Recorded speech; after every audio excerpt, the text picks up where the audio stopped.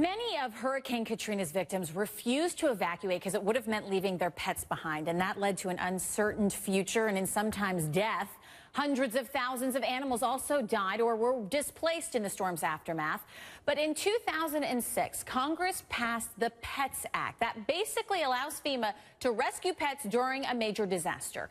Poppy Harlow tells us the kind of story that touched legislators' hearts. Even, like almost 10 years later, he is terrified of thunderstorms. Terrified of thunderstorms. Over 160,000 people didn't evacuate New Orleans during Hurricane Katrina, in a city where over a quarter of households didn't own a car, and government evacuators wouldn't take animals. Many faced a gut-wrenching decision. A survey revealed 44% of those that weathered the storm chose to do so because they didn't want to abandon their pet.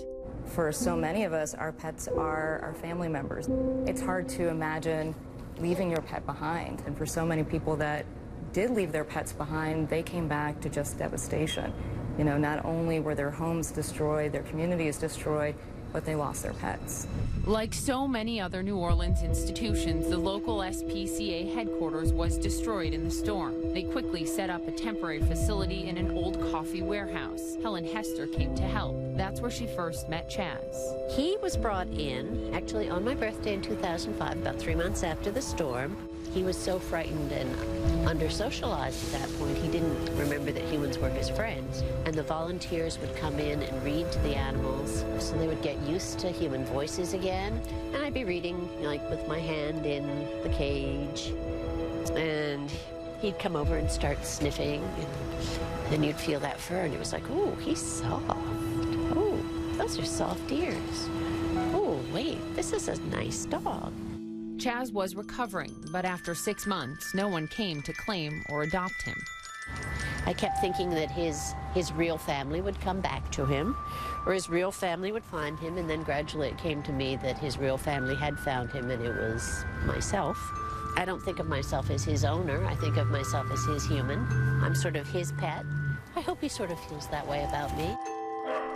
In the decade since Katrina, the New Orleans SPCA built a new facility and helped pass legislation that assures no American will ever have to choose between evacuation and leaving their pet behind. When the city calls a mandatory evacuation, not only does the city provide transportation for the people, but we step in and we make sure that all of the pets that belong to those people can also be evacuated. 600,000 animals were killed by Hurricane Katrina. Another 13,000 like Chaz were rescued by the SPCA, but were never reunited with their owners. But new bonds form and help heal. Us humans were suffering from a great sense of loss of home.